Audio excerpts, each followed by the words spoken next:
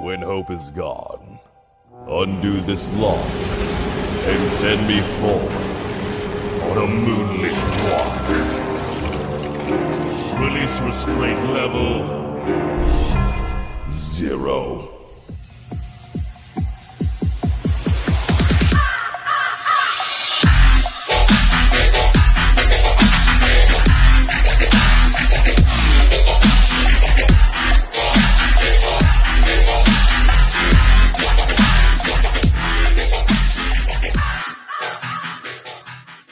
Hey kids, wanna see a dead body? Hi guys, this is the Void of the Ravenclaw. Welcome back to another fanfiction story. Now, before we begin officially, I have to explain a couple things so you get the rundown how this is going to work. Let's start off by the difference between a Lycan and a person that's turned into a werewolf, basically. Lycans are totally different from werewolves. Disease. But the Lycan disease came from their blood. Like, for starters, a normal Lycan could live between 800 to 1,000 years, but a werewolf could only live about a couple hundred. But the Silver Moon Pack, specifically their pack, they're able to live a little bit longer than 1,000 years. When Silver gets onto Earth, he's going to be in his 60s, even though he looks barely 20. And I also got a good suggestion from one of my subscribers to give him moon magic and some sort of bracelet. So how that's going to work? They're basically called moon bracelets. They soak up sorry, give me a second, guys. The moon rays by absorbing the moon rays, they turn into some sort of energy, so he could use moon magic that his mother taught him. They're very they might be lichens, but they're highly in tune into technology. And some werewolves did survive the war between the Atlanteans when they left the planet. So some remains of werewolves did stay on Earth, but they hide out until the war was over, and they let their generation, they're prominent still in on Earth, while the Lycans jumped ship and went to another planet. Apparently, you guys want to see a Mirko and Lady in a Gaunt ship, so that will be, that's what happened. Lady in a Gaunt herself was turned into a werewolf during one of her missions with the safety committee. So she's part of a pack.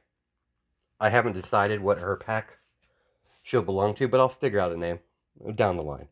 Alright, so let's probably there's a lot more I could explain now, but I'll go over it through the story. So let's get right into this fanfiction. As we start our story off, back where the Atlanteans were living on the land before their city was sunk by Clarion, as you see all different type of packs of Lycans re-engineering Atlantean tech to make a spacecraft, as all the alphas of all the packs agreed upon this to leave the planet. Their numbers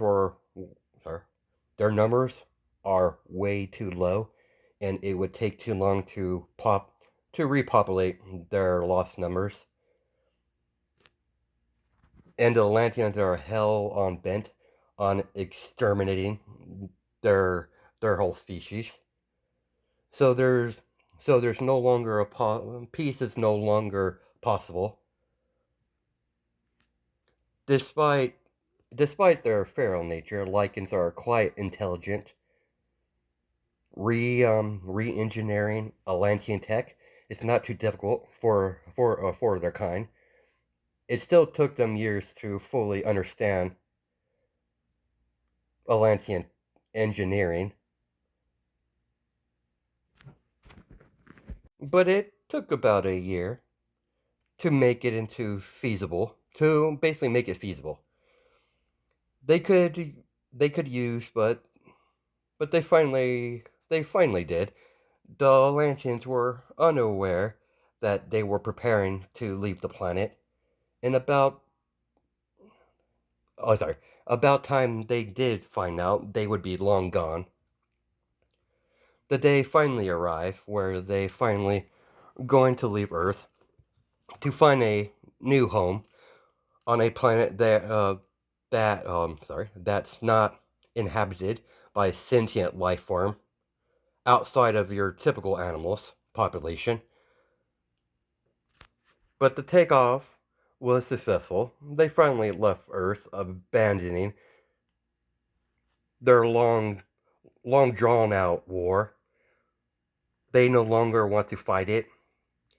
Peace was never going to be an option, and the Atlanteans were hell bent on wiping them out from pure existence, from a pure misunderstanding. One of their people accidentally walked upon one of the young pups during the young pup's first shift. Unfortunately, the Atlantean died because of the young pup. Couldn't control himself during his first shift. That started a war about 56 years ago. Because of their long lifespan, Lycans can live between 800 years to 1,000. This is, and like I said prior, the members of the Silver Moon Pack can live even longer. They have a longer lifespan than most, and it has far more quicker reflexes and a lot more stronger when it comes to their physical strength.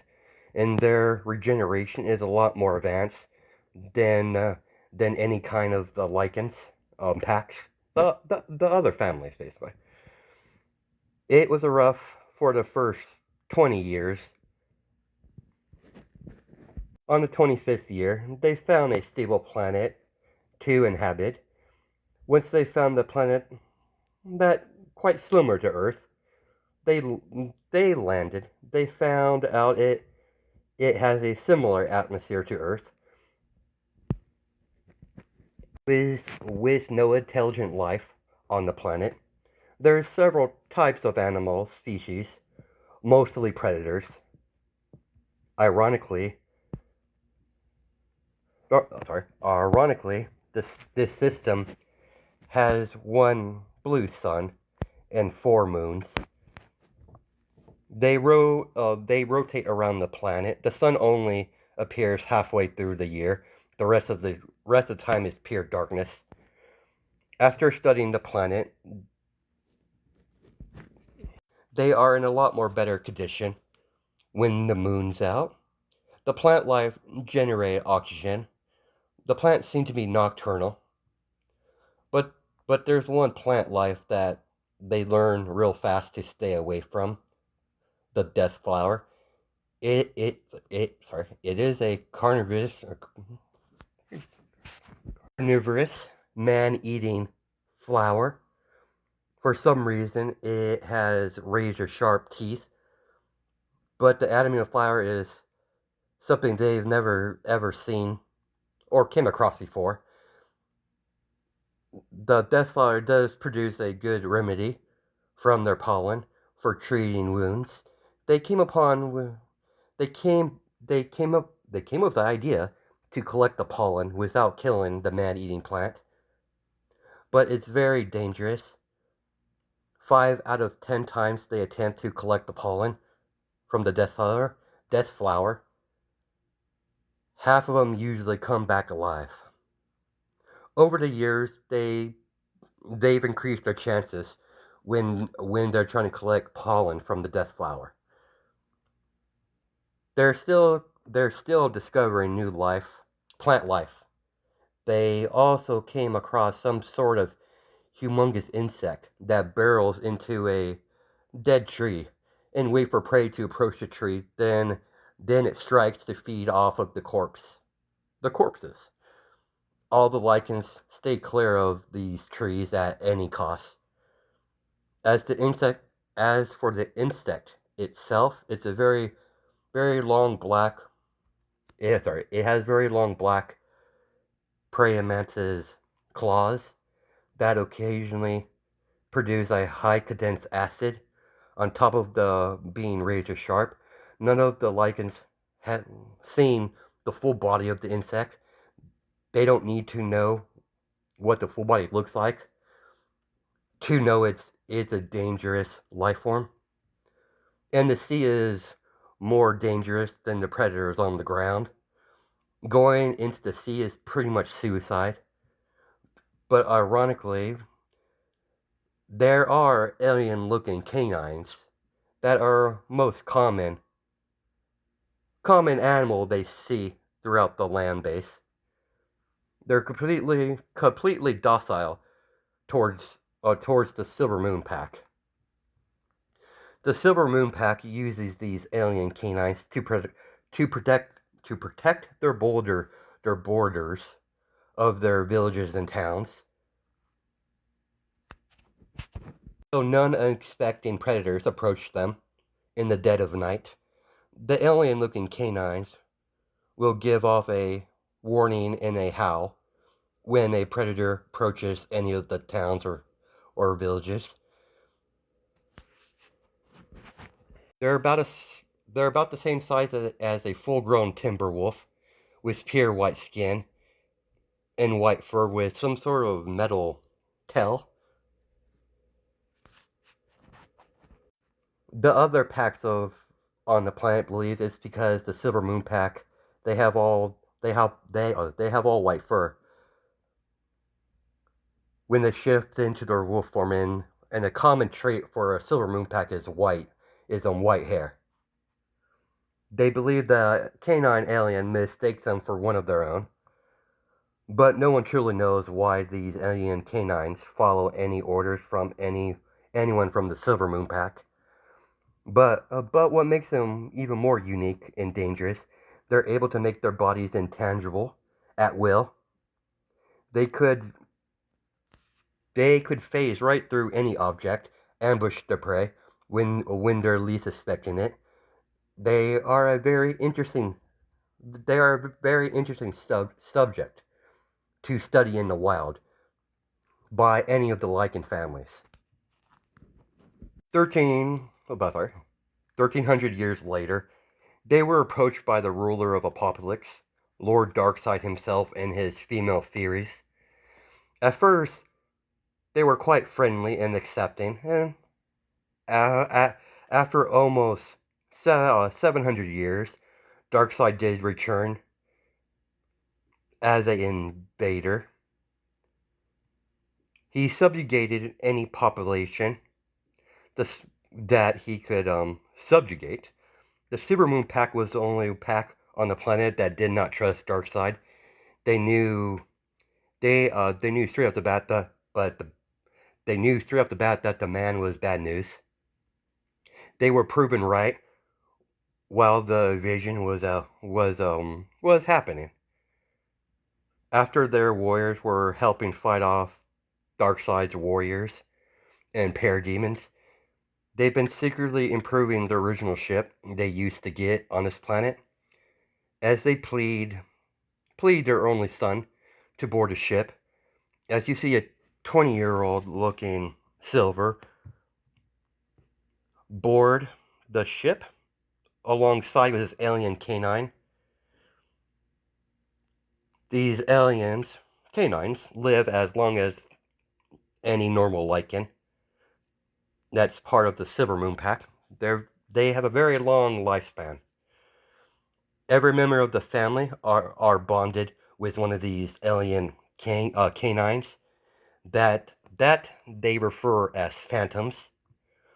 By performing a ritual that binds any Silver Moon Pack family member with one of these phantoms, once they're bonding with each other, they're able to cyclically talk to each other, basically,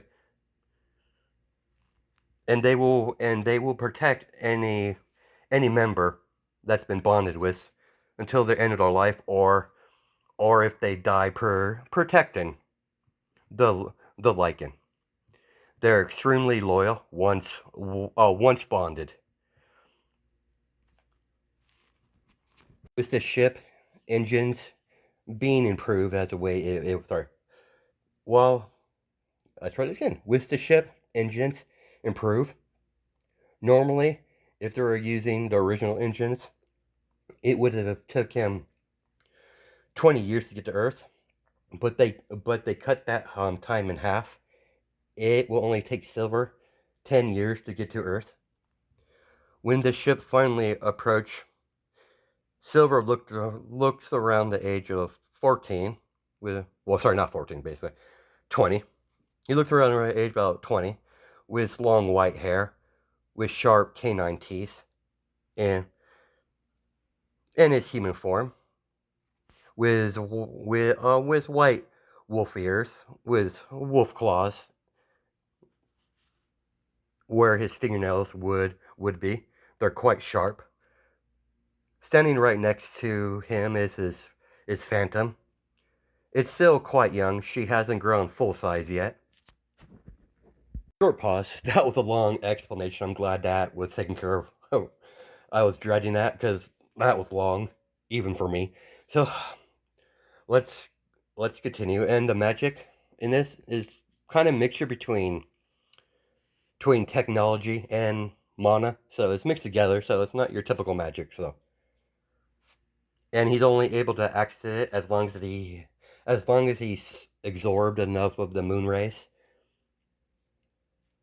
So if he hasn't if he runs out of if he runs out of energy, he can't use the magic at all. So there is a drawback to it. So let's continue.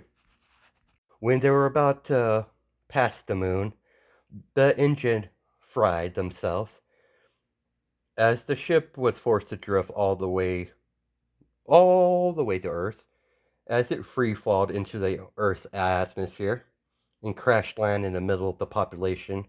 A population in a it's going to crash land in the middle of a population in the middle of the city during traffic hours in Gotham City, basically. The moment they crash landed, his Phantom made both of them intangible and phased right through the ship, keeping the ship locked so no one could break in. It was going to take a lot for anyone to break in that place outside of pure physical strength, like Superman or someone like that. Silver immediately knocked out the first person he saw and took his hoodie as he put it on. And put the hood over his head to conceal his wolf features and try to find a place to stay. Try to stay low.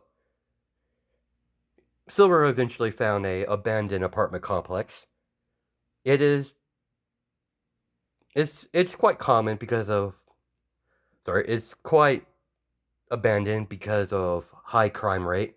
So no one will notice someone going in and out. It's been used to hold meetings between crime families. So Silver fit right at home in one of the rooms with his Phantom. Silver walked through the whole apartment complex of the 5-story and picked one of the rooms the closest to one of the exits. So in case he has to make a fast escape. As he gets comfy and sleep for the night, while laying low, Phantom would go out in the dead of night and hunt any type of animals that live outside of Gotham in the Gotham forest and bring back to the apartment complex so Silver can skin it with his sharp claws in his human form. So him and Phantom will have food without venturing into one of these grocery stores that he's heard of by several passing bums that would walk past the apartment complex. He found out he needs some sort of paper to buy anything from one of these grocery stores. He found the concept of money quite foreign to him. Back home, they didn't have any money system. They traded everything between the different packs to get what they want. There was no currency back home, so the concept was very, very alien to him. As the days turn into weeks, weeks turn into months, months, as he finally decided to scout out Gotham City, he was surprised that he didn't come across any Atlanteans yet. He knows these humans look quite similar to Atlanteans, but what his mother taught him all about Atlanteans and their genetics, and their genetic and their anatomy. He could tell the difference between an Atlantean and a human. Silver has no idea that the Atlantean city was sunk into the sea. So he doesn't know what changes to anatomy changed during that time. But with knowledge he does have access of, he can still tell the difference between a human and an Atlantean. He even came across some information about an Atlantean known as Aquaman. He decided to stay clear of that man.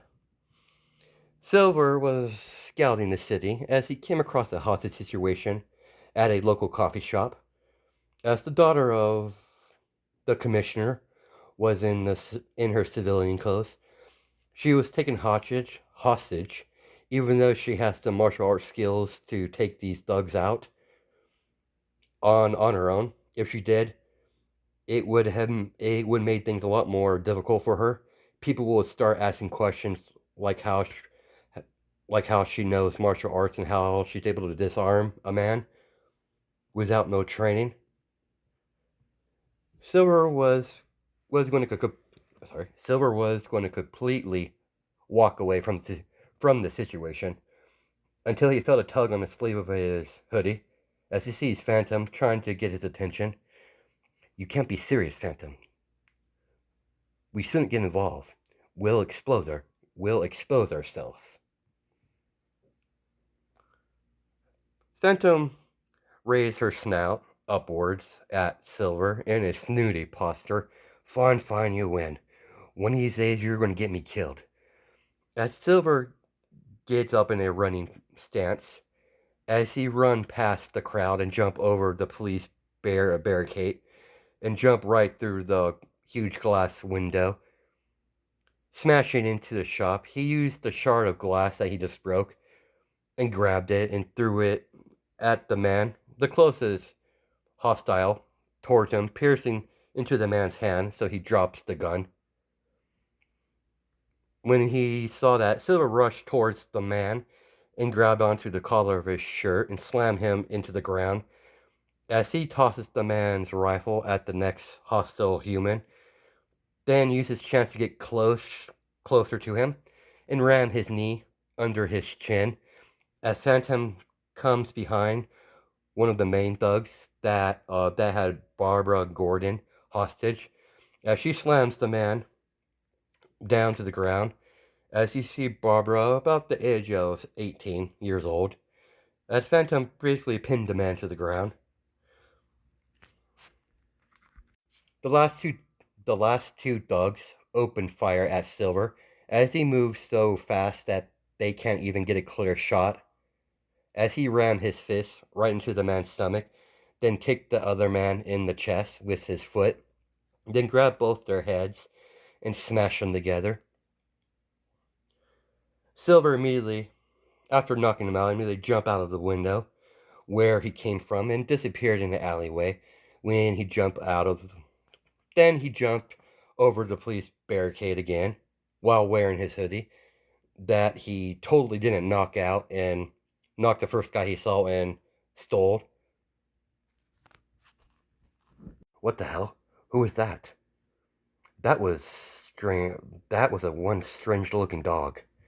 I definitely need to inform Bruce. He's going to want to hear about this.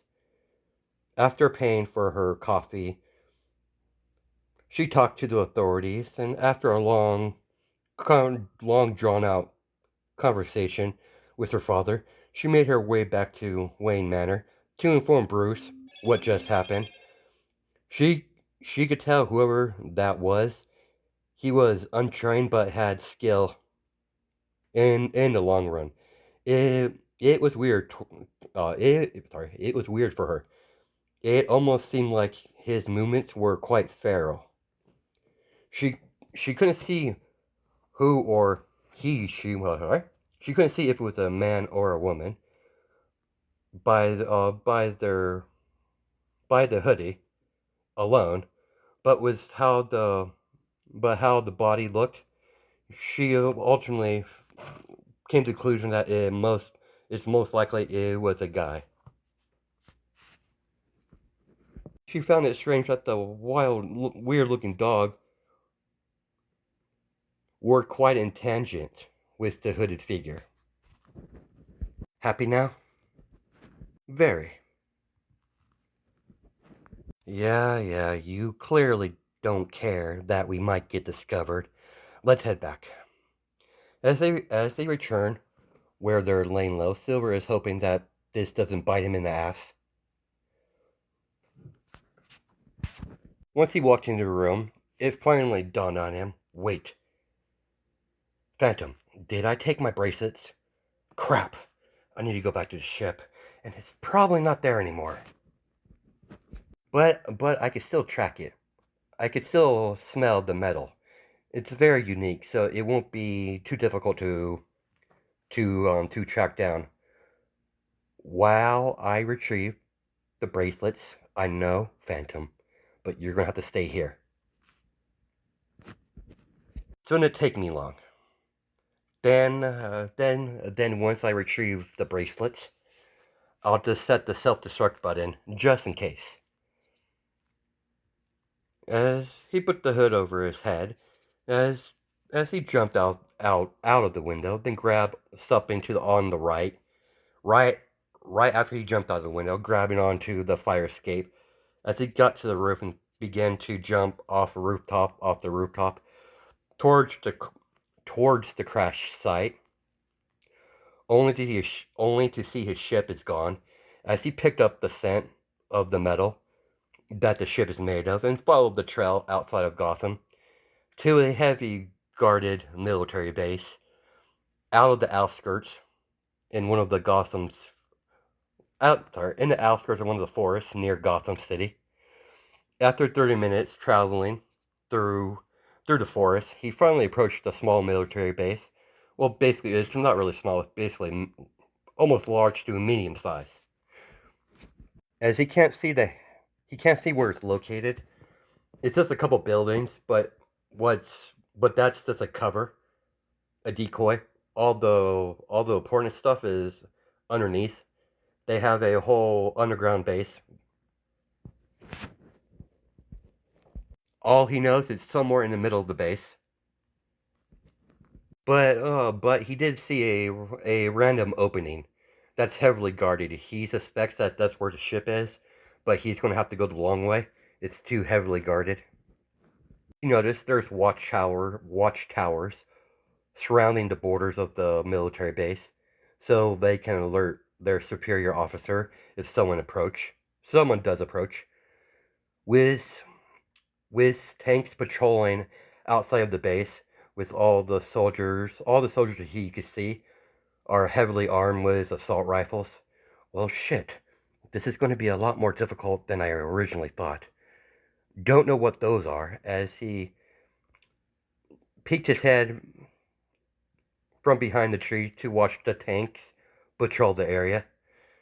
If only I had the bracelets, I could use moon magic.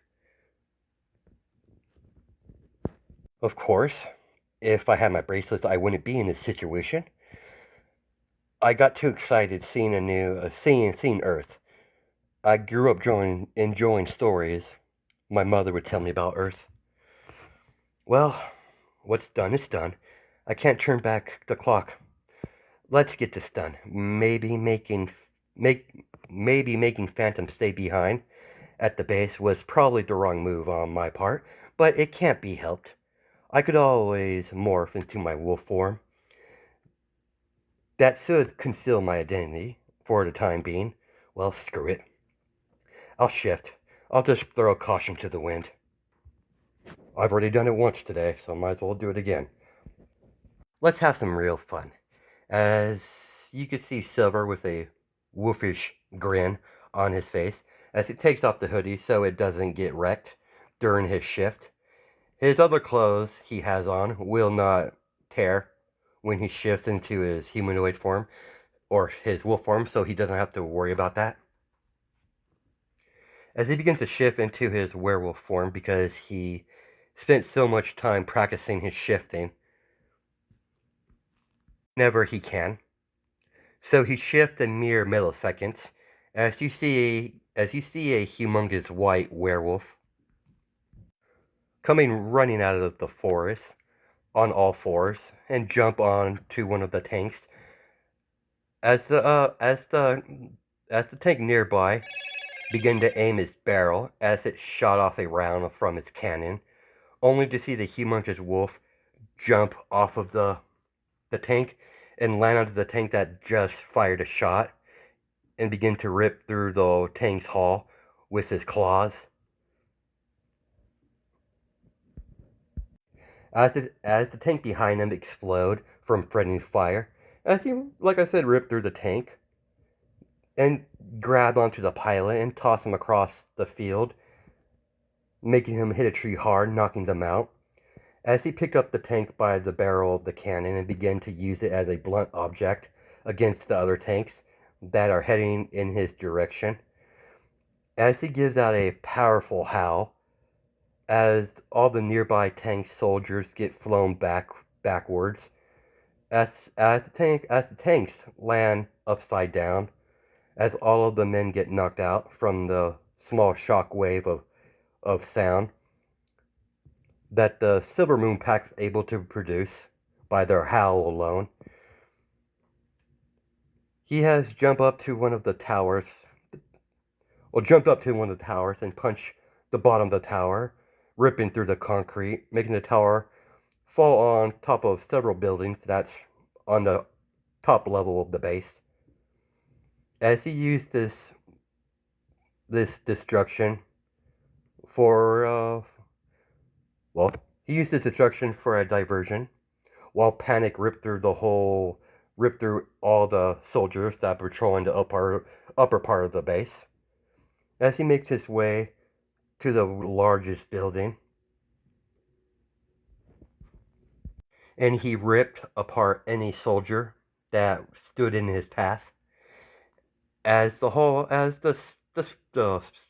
inside the base itself becomes a bloodbath.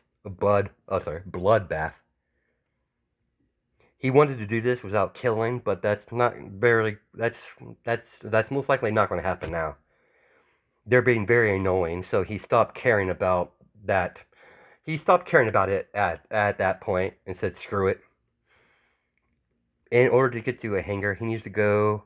He's going to have to travel through the base itself, as the whole base is connected through huge buildings that has long hallways that's leading to the hangar.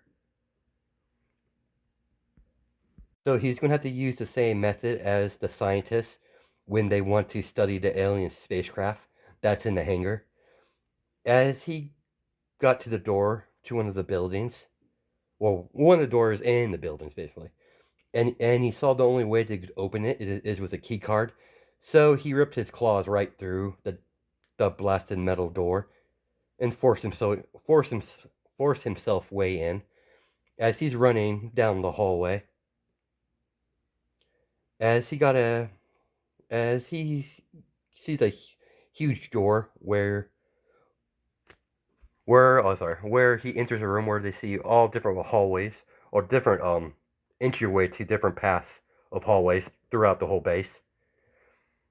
As he sniffed down to the ground to catch the scent, as he finally found the right tunnel to run through, as he ripped through that door that was blocking the path and start running towards the hangar, there's a still weak scent to the ship, but he could still pick it up.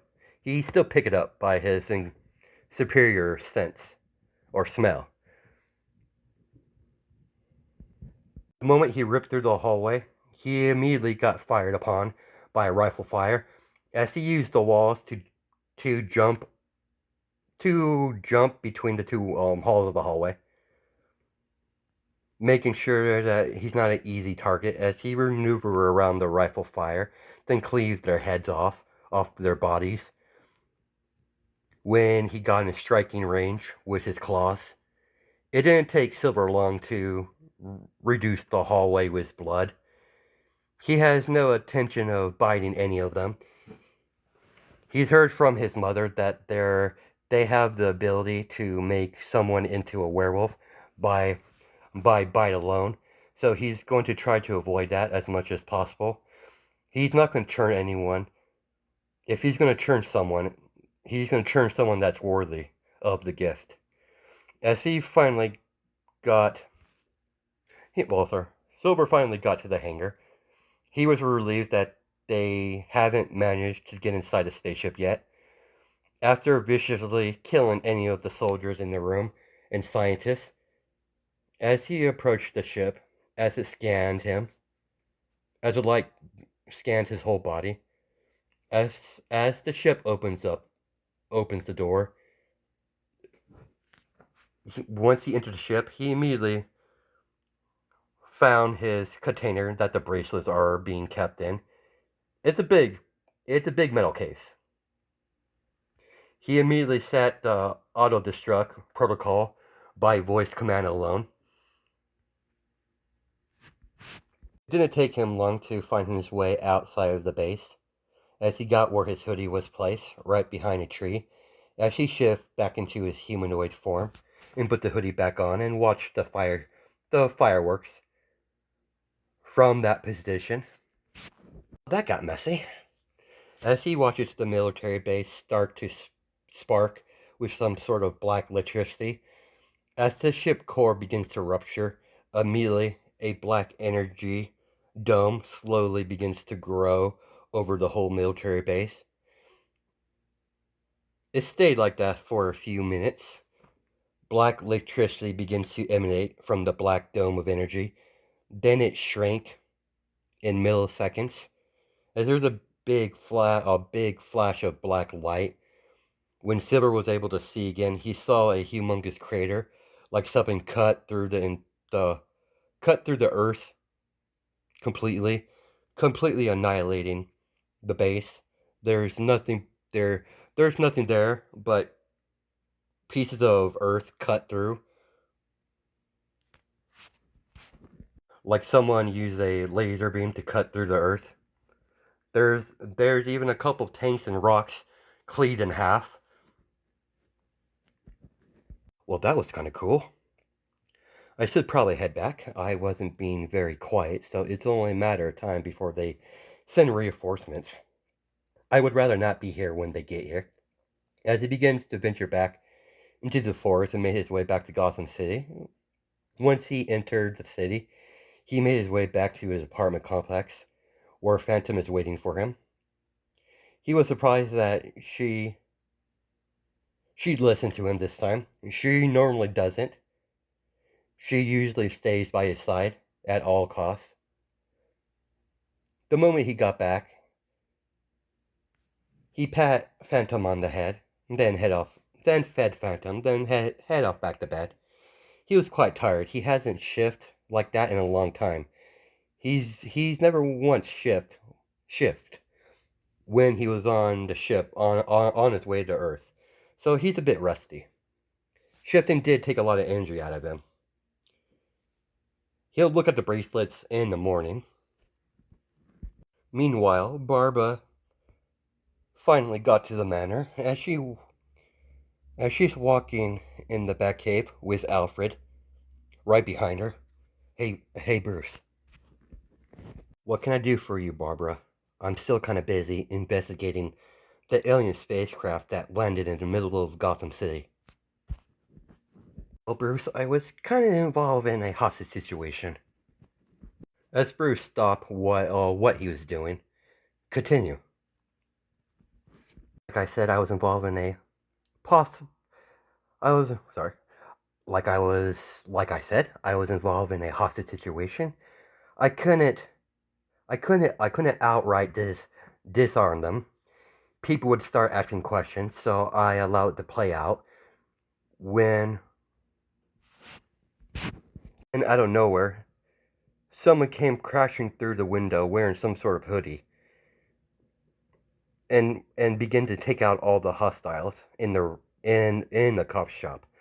I could tell he hasn't been trained, but the way he fought was quite feral, and he has a some sort of canine companion. I've never seen this species before.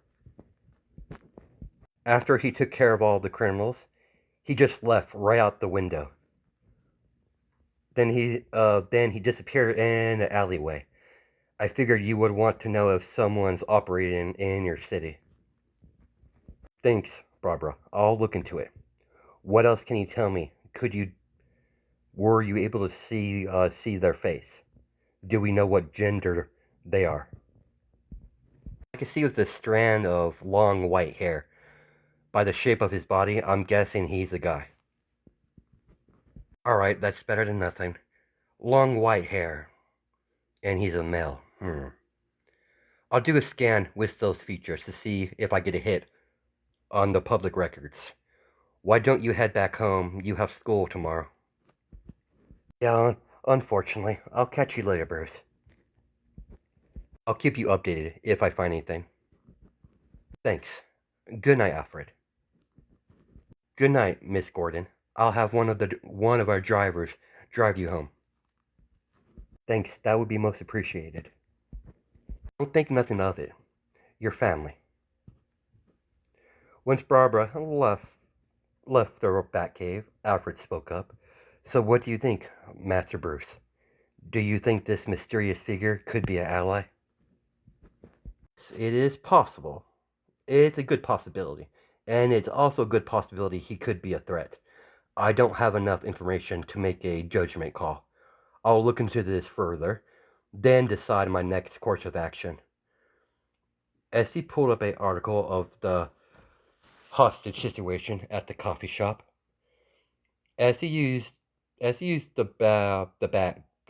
back computer to see the footage of the security camera during the hostage situation in the shop, as he watches the hooded figure come right through the window, as Brutus watches the footage several times over and over again, he could immediately tell that the boy isn't trained, like Barbara said, but the way he moved was feral. He could be a tough opponent if he had to fight this guy. A week has passed. The assault of the military base, Silver used the whole. Since the assault on the military base, he used the whole week to absorb moonlight to turn into energy so he can perform moon magic. The bracelets. The bracelets were designed by his own mother. He is knowledgeable of them, so he's able to create new ones if he chooses to, or repair them. As long as he has the silver stones, those can't be replicated.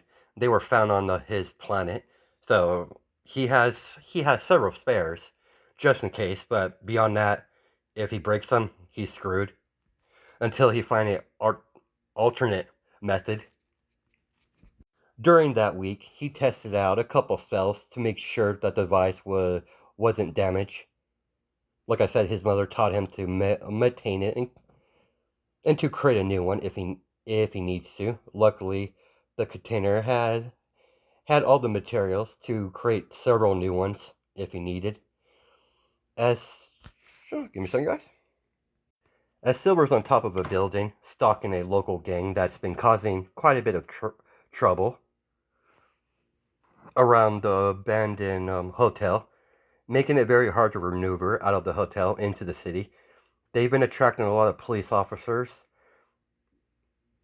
and one that's called Batman. He's been seeing him a lot more frequently around this area, so he wants to remove them out of the equation so Batman will move on. Blasted humans. As long as they're causing trouble, the more the Bat is going to stick his nose into this part of town. I can't safely operate like this. So unfortunately, I'm going to have to kill them. Alright, Phantom. Kill everyone that's in an abandoned building across the street. We'll continue to stake it out until the sun goes down. Then we're going to immediately move in the dead of night and hit them hard. Hit them fast and hard. When night hit, he began the slaughter as he ripped right through every single human in the building that had a gun. It was a total bloodbath. 6 hours later, after the events of the slaughter, you see Batman talking with Wonder Woman and their new addition to the League, Mirko, from Japan. She was endorsed by All Might himself. She's never known for being a team player, but she does want to have good fights, so she joined the Justice League. It didn't take her long to decide. Good, you two are here. Follow me.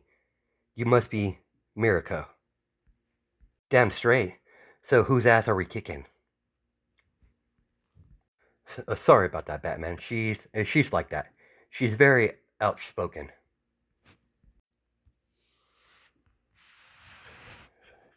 Shouldn't that be taken care of by the local police? They surely can handle this, can they? Normally, you would be correct, but according to what the officers told me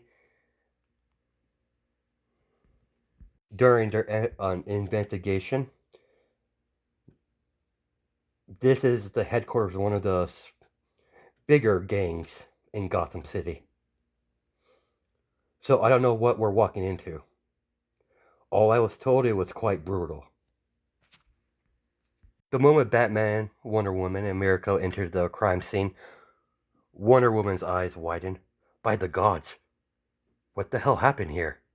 These marks on the ground, they're almost animal-like. As she drags her hands around the claw marks that's on the floor and ground, as there's dry blood all over the walls and floor, and some on the ceiling, came to the same conclusion, Wonder Woman. Look at the stone pillar over there. Whatever did that was able to cut right through cement. Do you think Cheetah is involved? Possibly. She is a possible suspect. She does have the strength and the animal features. But something about the claw marks, I don't think she's responsible. Take it this Cheetah is some sort of feline villain then? Correct? Well, I think you're wrong. As Batman and Wonder Woman said in unison, what do you mean? What? Fine. Just hear me out. These marks, on the walls and the ground, they look more canine than cat. I'm not just a pretty face. Give me a moment. As Batman takes a closer look, I think you're right. After closer inspection, these indeed look like claw marks from a canine. Maybe a wolf. But what type of wolf can claw up cement in such a way? I have no fucking clue. As she shrugged her shoulders. Let's just head back to the Justice League for now. But before we go, I need to take some scans so I could identify if it's a canine or not. As he takes out a couple 3D pictures of all the claw marks all around the room, in the building where he needs to take a picture of, basically. As all three of them head back to the Hall of Justice, that they made the Hall of Justice that they have one in Gotham City. The next day, or the next day and night, Silver noticed several members of the Justice League patrolling the area where the small gang was butchered. He waited for nightfall as the League presence just increased. During the night, well, give me a second, guys. Well, crap. Thanks to my little stunt I did, it had the opposite effect. Huh. How can I get out of this? I really don't want to move to a new area. We really have a nice setup here. What do you think? As you see, Phantom with some sort of black collar around her neck, with with some sort of gem in it.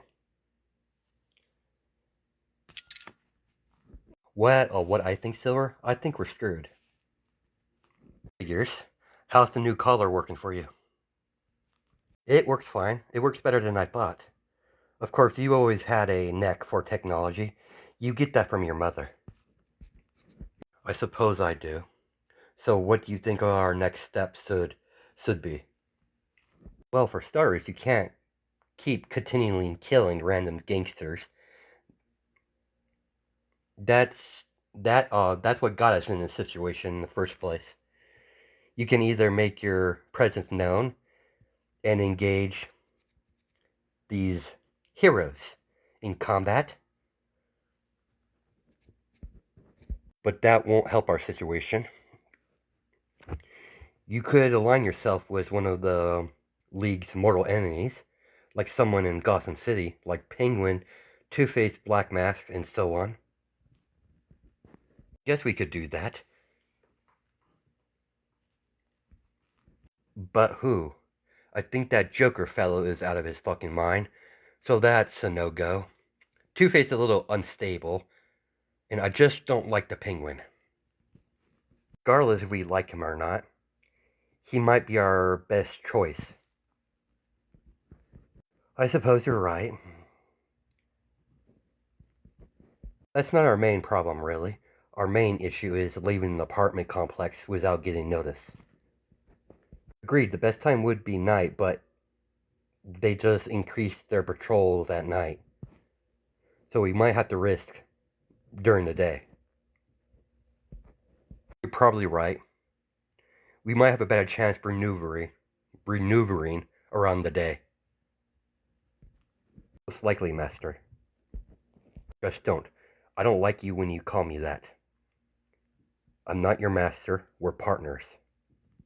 I don't own you. Sorry, Silver. It's a force of habit.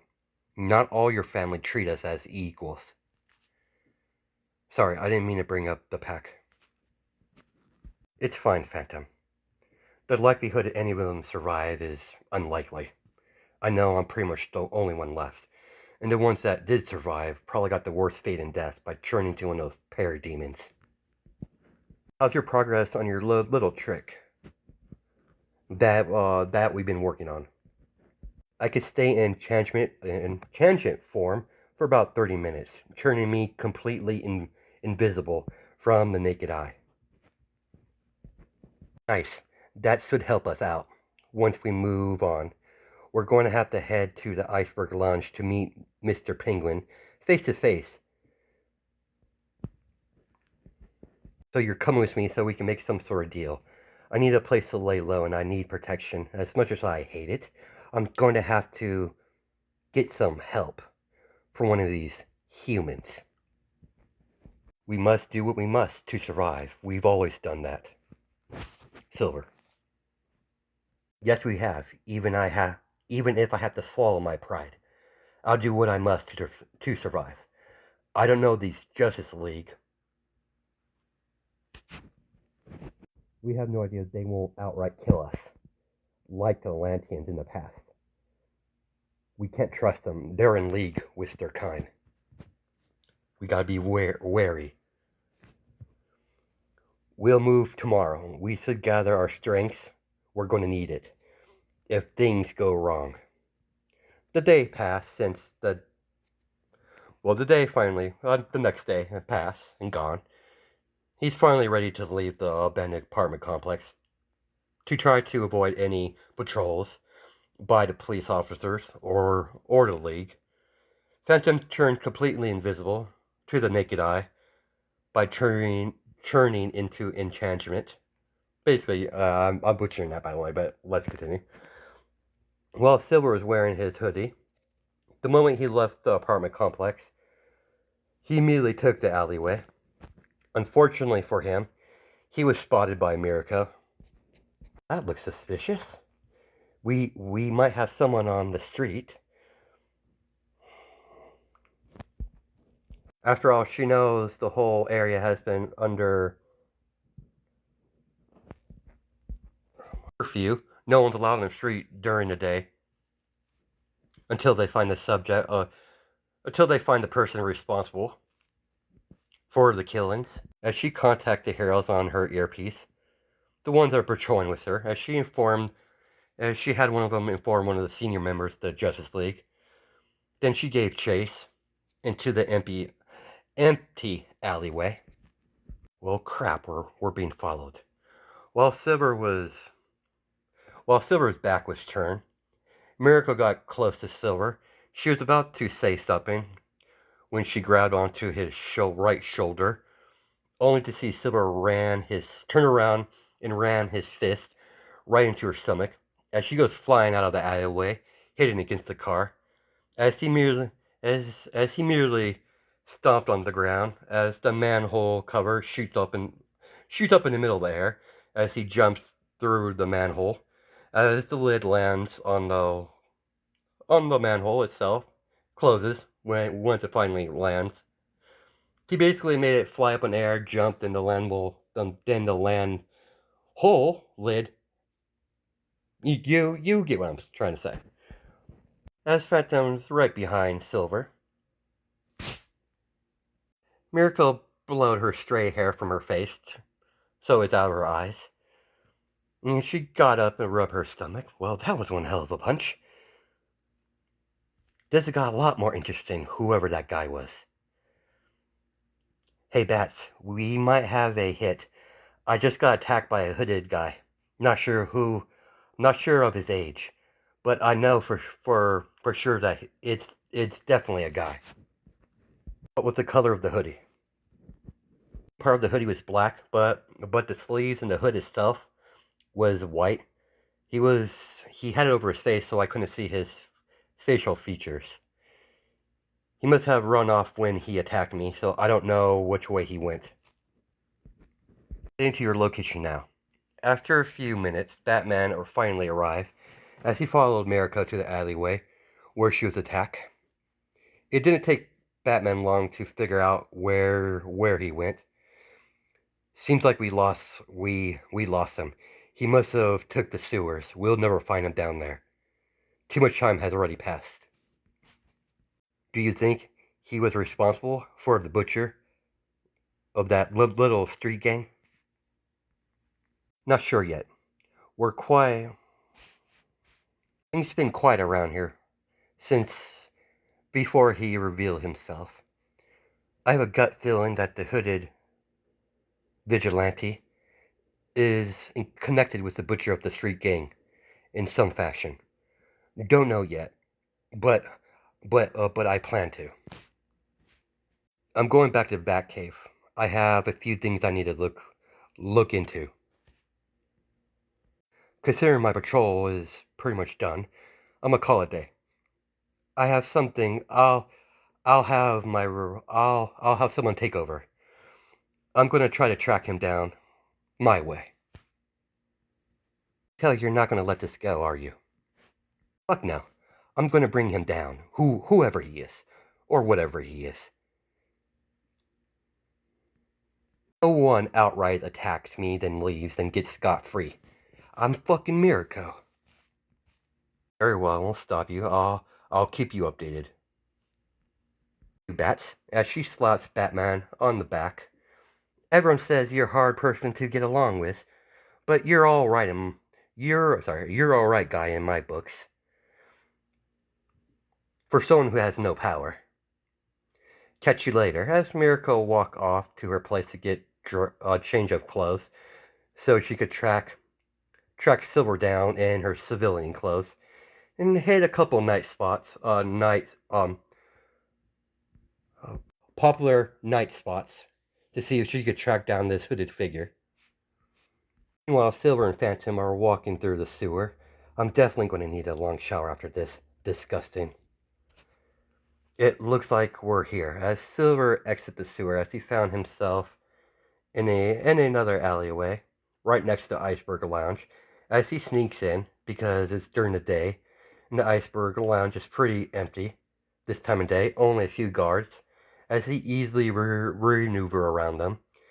Silver kicked down the door to the Penguin's office. When Silver stepped in, as the person turned around by one of those moving chairs, as he swung around, as Silver has a confused expression on his face. "You're not Penguin." Jason Todd is sitting on the chair behind the desk, wearing a suit and some sort of mouth cover, covering his mouth. "You are?"